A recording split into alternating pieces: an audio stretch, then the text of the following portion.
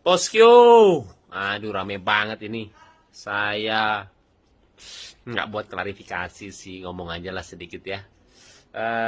Saya bilang seperti ini supaya keluarga saya itu nggak mikir macem-macem aja. Maksudnya kasihan lah kalau baca-baca komen tuh Paula suka kepikiran.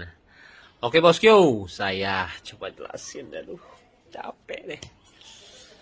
Oke, jadi kejadiannya itu seperti ini. Jadi bermula dari Kiano, saya tutup dulu ya. Takut banyak suara. Oke, jadi bermula Kiano sih ngajakin saya jalan, bosku. Habis itu ya sudahlah saya jalan sama dia. Nah, bermula dari sini ketika saya keluar dari rumah sakit. Tiba-tiba ada orang lah mendekati saya pakai motor. Dan itu mepet, kita lagi jalan dan dia mepet kita sih, dan itu bahaya banget ya, saya lagi bawa anak lagi, dan dia tiba-tiba minta uang sama saya. Duh, ampun, kalau misalkan bosku ada di posisi saya waktu itu mungkin akan persepsinya beda banget sih melihat kejadian ini, dan mungkin ya sangat berbeda lah dari cara dia ngomong, dari cara dia minta itu nggak banget sih. Jadi saya bilang apa ya, ketika kita tidak di posisi orang tersebut susah sih untuk bisa apa melihat kejadiannya sebenarnya ya. Dan waktu itu saya juga nggak marah kok. Saya bilang, Pak, bukan dengan cara seperti ini ya. Saya bilang jangan, nggak baik saya bilang. Dan itu nggak marah-marah. Akhirnya udah, saya lanjut lagi. Saya lanjut lagi dan akhirnya ketika saya naik motor sama Kiano, dia teriak di belakang, Baim minta uang, Im minta uang. Saya lihat dia masih ngikutin saya. Saya paling kesel sih orang seperti itu ya. Waktu itu saya juga pernah ngamuk waktu itu sama ojol ya, gara-gara dia ngikutin saya sampai ngalangin saya depan mobil lah. Udah, dan saya paling nggak suka kalau misalkan itu dijadiin kelemahan, itu dijadiin kelemahan saya ya, ketika orang melihat saya langsung diminta uang atau gimana, karena saya ngelakuin semuanya dari berbagi atau enggak apapun itu ya. Saya juga nggak mau dibilang kebaikan atau nggak menolong, karena saya cuma senang melakukannya, udah titik itu aja. Dan ketika orang itu menjadikan itu kelemahan saya, setiap orang ketemu sama saya dan minta uang, saya kurang suka sih, apalagi dengan cara yang seperti itu ya.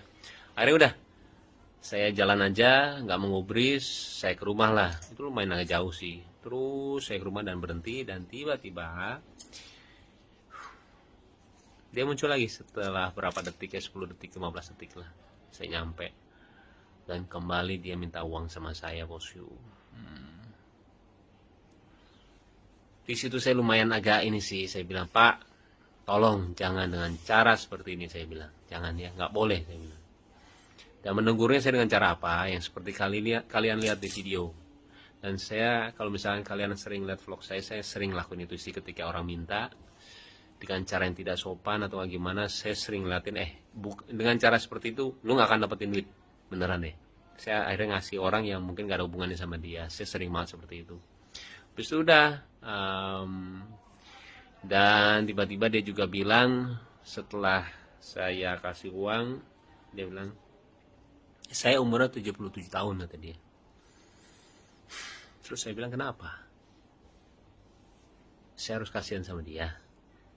Gini loh bosku, banyak banget ya orang yang 80 tahun, 90 tahun, atau nggak 100 tahun yang saya temuin. Dia itu anti banget mengemis, kenapa? Nggak tahu.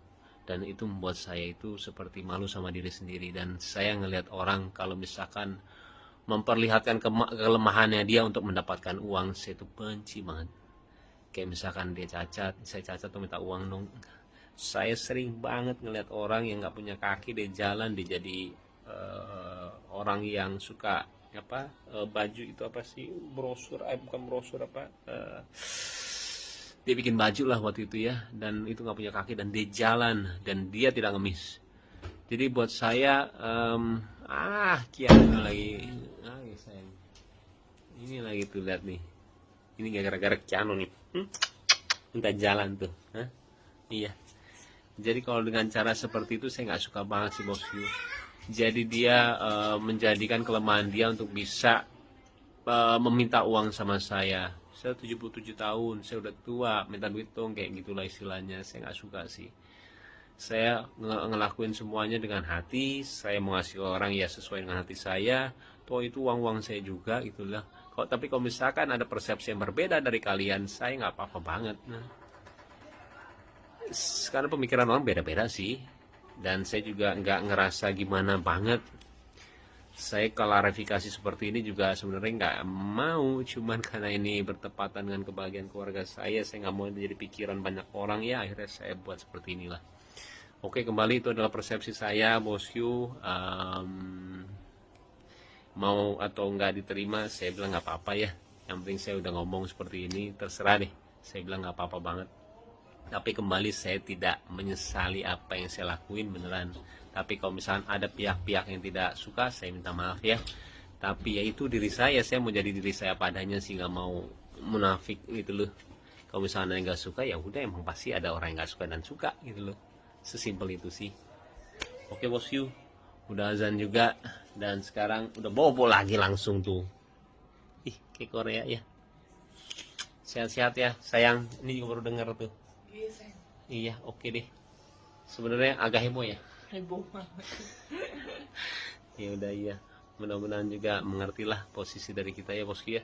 Sehat-sehat semuanya dan doain ya supaya semua sehat, Paula, Kenzo sama Kiana juga, dan kalian juga sehat ya. Assalamualaikum warahmatullahi wabarakatuh. Oh, set tikus tuh sayang. Ampun deh. Dah bosku. Ikut-ikutin saya sampai berapa kilo tadi? Ngapain? Jalan, nggak ada ngemis-ngemis gitu.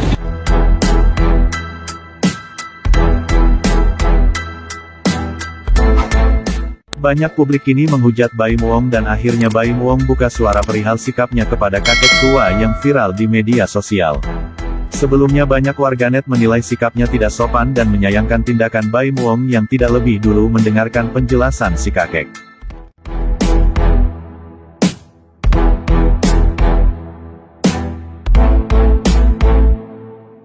Sebagai informasi, kakek tersebut diketahui bernama Pak Suhut berusia 77 tahun. Sebelumnya ia membuntuti Baim Wong karena ingin menawarkan dagangannya berupa sepatu. Pak tua yang mengendarai sepeda motor bebek berwarna hijau itu lantas membuntuti Baim Wong dari rumah sakit tempat Paula Verhoeven melahirkan hingga rumah sang artis. Nah sobat, Baim Wong sendiri sudah menjelaskan soal alasan dirinya menegur pria tersebut. Baim menuturkan jika kronologinya waktu itu ia dalam kondisi naik motor dan tiba-tiba ada seorang pria berteriak memanggil nama Baim Wong yang sedang mengajak Yano. Baim minta uang dong, minta uang. Dan dia lakuin itu di atas motor yang lagi berjalan, ungkap Baim Wong kepada media. Ia menjelaskan kejadian tersebut memang tidak terekam dalam kamera yang merekam kegiatannya saat itu. Hal itu dinilai Baim Wong merupakan cara yang tidak sopan. Tentu cara seperti itu juga bisa membahayakan keselamatan.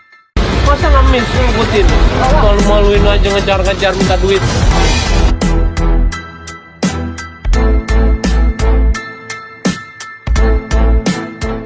Baim Wong juga mewajari penilaian orang terhadap dirinya karena tidak semua kejadian direkam dan dia perlihatkan. Baim Wong juga menyoroti bagaimana netizen yang menilai dari satu sudut pandang saja. Akan tetapi, Baim Wong juga tak mau menyalahi persepsi orang. Suami Paula Verhoeven itu menilai wajar setiap orang punya pandangan berbeda-beda. Akan tetapi, Baim Wong mewanti-wanti dalam memberikan pernyataan dan pendapat. Baim Wong juga menerima apabila ada pihak-pihak yang tidak menerima dengan sikapnya memperlakukan pria tua tersebut. Dia menegaskan sangat lumrah setiap orang punya pemikiran dan cara pandang yang berbeda. Baim Wong menjelaskan perihal prinsipnya. Dirinya tidak menyukai dengan orang-orang yang merendahkan diri mereka sendiri demi mendapat belas kasihan. Dia pun memberikan contoh tentang pria itu yang mengatakan usianya sudah berusia 77 tahun tersebut. Ikut-ikutin saya sampai berapa kilo tadi? Ngapain? Jalan, nggak ada ngemis